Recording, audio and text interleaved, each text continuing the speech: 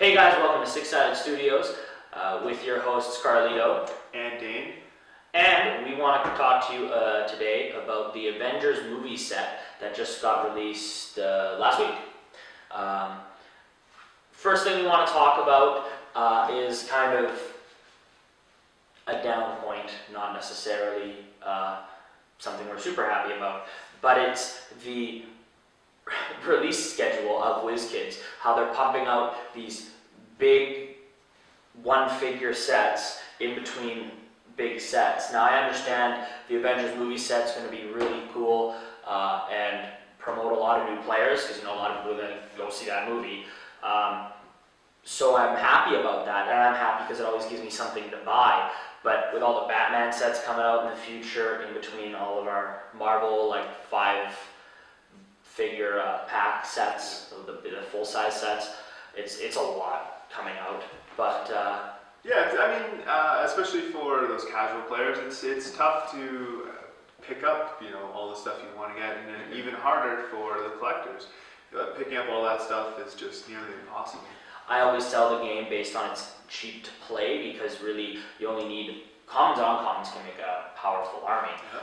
But they're just putting out so much that unless you're content with playing the same thing every time, you're buying a lot from a lot of different sets, and that makes it harder for people to get. Yeah. Next thing we wanted to talk about were the theme packs, like the 3-figure boosters. I think they're really cool. Some of them are more powerful than others, but getting down to brass tacks, I'm happy with them all because they're so cool. They're themed. Yeah. I mean, hey, that's something that a new player can just buy for like $7. Yeah. And that's a half decent army, and then they can go to some other player and buy the other pieces to figure out kind of a theme. It's something that sort of lets you play, like it sort of suggests a theme army. So you can pick up one and I can pick up one, and we can play the Skrulls versus Team Shield, and that sort of gives a really different type of way to play. It's almost like a cheaper random Fast Forces. Yeah, definitely. Actually, do a really good draft out of them. That would be really cool to do draft out of those. Mm-hmm. And then the next thing we want to talk about is essentially some of the figures in this set. Now this set, and I really like how WizKids does this, because the movie sets, this is going to be a cornerstone set for new players, much like the Batman movie set. People see these, they recognize them, they enjoy the movie, they might want to get into the game. What's going to be really cool is that they can buy this set, and it's going to be good. Like for instance, Street Fighter. Technically modern age legal, but if you're a Street Fighter fan, yeah, it's good. It's good if it's Street Fighter versus Street Fighter. The problem is once you throw it in the mix with Superman and Thor, it kind of falls apart.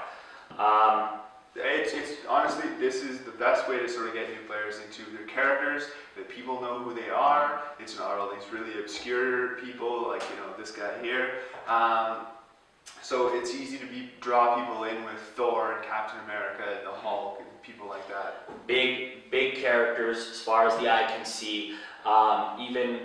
Even the not big characters are generics too, which is really cool, because if you like S.H.I.E.L.D. or you like the Skrulls, you're getting those characters. It's an awesome set. As far as the models go, a lot of really powerful models. Both of the chases I really liked out of this set, and actually they're not even terribly hard to get your hands on. I really like the Odin. It looks just like Anthony Hopkins, so it's Anthony Hopkins. It's not Odin sleep, it's Anthony Hopkins sleep. Yeah. And the Red Skull with the Cosmic Cube is awesome. I really like him. A nice, cheap power cosmic piece, some support, pulse wave. I think he's really cool. And then One of the Thors is really good. I believe it's the more expensive one, the 160 one. Yeah. The one that's flying up and he's like, whoa. Good, like the Captain America is good. One of the Iron Men is really good. I believe it's the 140 or 150 point one is really good. The Hulk is pretty okay. What I really like about the set is, again, the theming of it. There's a lot of cheap Avengers. Yeah. Oh, plus it's full of Ultimates, the new Avengers Initiative team. Yeah. So now, if you want to see through stealth, I mean, unfortunately, it sucks for the stealth characters. But hey, you need that sometimes. Yeah. Anyways, I digress. A lot of cheap Avengers to build an Avengers team, because usually they pump out an Iron Man who's 200 points. How am I supposed to play him and make a cool Avengers team with a lot of people? Same with Thor. They've usually done a bit better of a job with Thor. And like Hulk, we're going to get cheap Hulks and stuff.